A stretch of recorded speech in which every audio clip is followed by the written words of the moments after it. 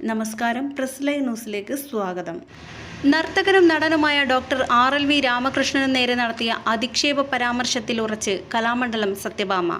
ഞാൻ എൻ്റെ സ്വന്തം അഭിപ്രായമാണ് പറഞ്ഞത്. മോഹിനിയാട്ടം പുരുഷന്മാർ അവതരിപ്പിക്കുന്നുണ്ടെങ്കിൽ അവർക്ക് സൗന്ദര്യം വേണം. സൗന്ദര്യമില്ലാത്ത കറുത്തവർ നൃത്തം പഠിക്കുന്നുണ്ടെങ്കിൽ ക്ഷേത്രത്തിലോ മറ്റോ അവതരിപ്പിക്കണം. കറുത്തവർ മത്സരത്തിന് വരരുത്. മത്സരങ്ങളിൽ സൗന്ദര്യത്തിന് പ്രത്യേക കോളമുണ്ട്. മേക്കപ്പ് ഇട്ടാണ് ഇപ്പോൾ പലരും മത്സരങ്ങൾക്ക് വരുന്നതെന്നും സത്യഭാമ പറഞ്ഞു. വർണ്ണവരി നടന്നുവെന്നതിന് പോലീസിനും കോടതിക്കും തെളിവ് വേണ്ടേ?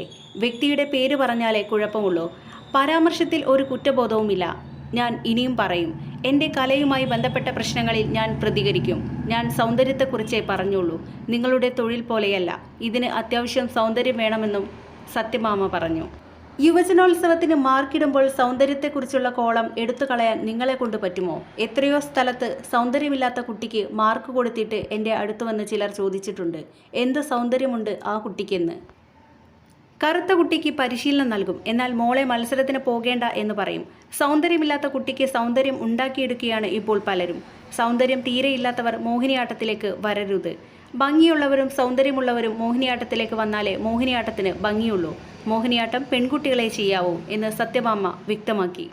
RLV രാമകൃഷ്ണനും താനും തമ്മിൽ യാതൊരു ബന്ധമില്ലെന്നും തനിക്ക് നീന പ്രസാദിൻ്റെയോ മേതിൽ ദേവികയുടെയോ സർട്ടിഫിക്കറ്റ് വേണ്ടെന്നും അവർ പറഞ്ഞു. ഇത്രയും ധാർഷ്ട്യം പാടുണ്ടോ എന്ന മാധ്യമപ്രവർത്തകരുടെ ചോദ്യത്തിന് ഇത് എൻ്റെ വീടാണ്, മനസ്സിലായോ എന്നായിരുന്നു പ്രതികരണം. നർത്തകനും നടനുമായ ഡോക്ടർ RLV രാമകൃഷ്ണനെ സൂചിപ്പിച്ചുകൊണ്ടായിരുന്നു സത്യഭാമ അധിക്ഷേപ പരാമർശം നടത്തിയത്. നർത്തകന് കാക്കയുടെ നിറമാണെന്നും മോഹിനിയാട്ടത്തിന് കൊള്ളില്ലെന്നുമായിരുന്നു ഒരു യൂട്യൂബ് ചാനൽ അഭിമുഖത്തിൽ സത്യഭാമ പറഞ്ഞത്.